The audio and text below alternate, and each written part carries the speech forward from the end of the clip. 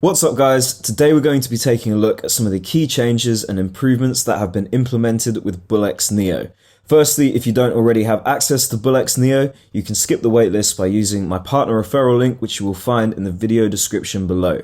This video essentially covers everything that's new for those already familiar with using BullX. However, if you're a complete beginner, don't worry, you will still pick up a lot from this video.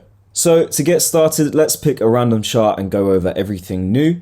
At the very top of the trading interface, you'll now have the ability to quickly add a token to your favorites tab, access its relevant socials, and copy the contract address. This makes navigating and tracking your preferred tokens much more convenient.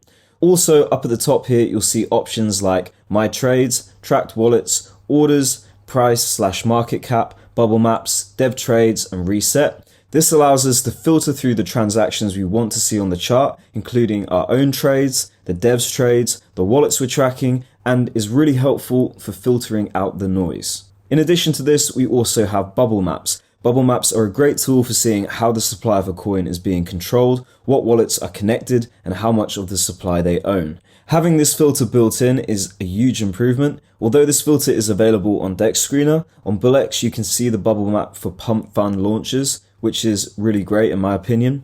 The security audit feature has also been improved. You can quickly see stats such as the dev holding percentage, the number of bot users, and relevant wallet addresses like the contract deployer. This is on top of the security audit features you already had with BullX version 1, giving you a much more comprehensive overview of the token safety. If we click on the holders tab down at the bottom here, BullX will show you how many holders the token has, the percentage, the top 10% are holding, the number of bot users, and the insider holding percentage. Along with that, there's a visual chart to show you if this has increased or decreased and at what rate, providing a very valuable insight into the token's distribution. Down here, you'll also find the new instant trade feature that acts as a buying and selling terminal. The main use of this is if we want to minimize the hyperrouter to get a better look at the chart, we can always have this open just in case we need to make a quick trade. As you can see, we can drag it around the screen and keep it anywhere we like, which is super handy. Next to this, there's a filters button that allows us to filter in or out the types of wallets we want to see in the trades or holders section. We have options like smart wallets, dev wallets, sniper wallets, and so on. You can select multiple or have them all selected by clicking all. This is just a means of getting more and more accurate information about a token and doing it without the need for other applications. BullX gives you a really comprehensive look at a token and makes it really easy even for new traders to understand. So moving on, the hyperrouter. The hyperrouter is a feature that allows us to set different presets for our transactions. You can auto-approve trades, adjust your priority boost, and fine-tune both max buy and sell slippage settings. This flexibility is awesome because it allows you to execute transactions incredibly quickly depending on how fast the token is moving. You can choose the preset that best fits the current market conditions for that asset.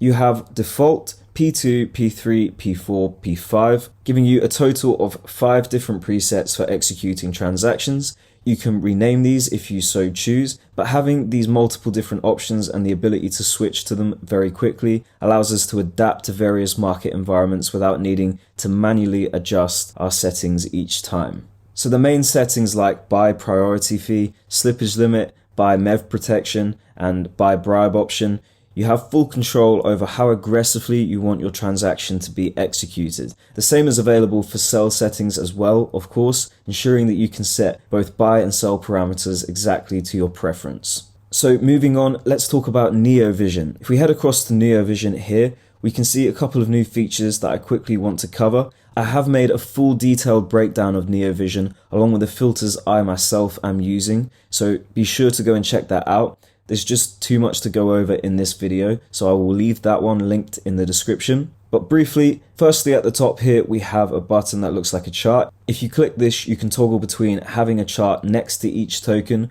or just having the full NEOVision analysis. This is going to give you a good idea of the token's momentum. Next to this, there's a sell settings button, and this essentially allows you to enter and edit the buy settings of your hyperrouter, which is handy if you use the quick buy button. Here as well is where we can rename our hyperrouter settings from default P1, P2, P3, P4 to whatever we choose. Finally, above each of the columns, you'll have the filter button. Most of you will already be familiar with this, but there are so many new filtering options now, which is amazing. You have everything from 5-minute price change to dev holding percentage. As someone who trades on BullX every day, like myself, I can't emphasize how incredible these filters are. They will save so much time. Okay, so next up, let's take a look at the portfolio analyzer. If we head over to the portfolio section, you can probably tell it has a whole new look. The main difference here is that you have a much clearer view of your overall trading activity and token distribution. It's similar to the wallet tracker, but just for your own wallet essentially. As you can see, mine is empty at the moment as I haven't selected any of my wallets, but you can come up here and select which wallets you want to display. I do cover how and when you can best utilize all these features within the wallet tracking video. Once again, I'll leave that one linked in the description, so be sure to check it out. And finally, we have the multi-chart functionality, which can be found in the sidebar here. It's a game changer for traders who like to keep an eye on several assets at once. At the top of each chart, you'll see two options. The first is place order, which allows you to quickly place a trade on a particular token, helping you react quickly to sudden price changes. The second is terminal, which opens up the trading terminal for that specific token in a new tab, so you don't have to mess about with searching for the token or finding it in your portfolio. Now you can add multiple charts to your workspace here, and let me show you how that works. I'm just picking some random charts here, but as you can see, you can add up to 10 charts within a single tab.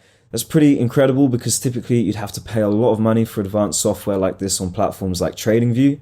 But it gets even better than that. You can also open a new tab and add another 10 charts, and you can keep repeating this process. From what I can tell, you can have up to 13 tabs open simultaneously, each with 10 charts. That's a total of 130 charts at your fingertips, which is insane. On top of that, you can easily monitor your recent positions in the first tab, giving you a comprehensive view of your trades while staying on top of multiple assets. You can also adjust the size of the charts using the column and height options at the top right of the page here. This level of customization really makes the multi-chart feature stand out and provides an unparalleled ability to analyze multiple assets in one place. If you want to open up any one of these charts at any time, you can do so by clicking terminal, and this will of course open up that specific chart in a new tab for you.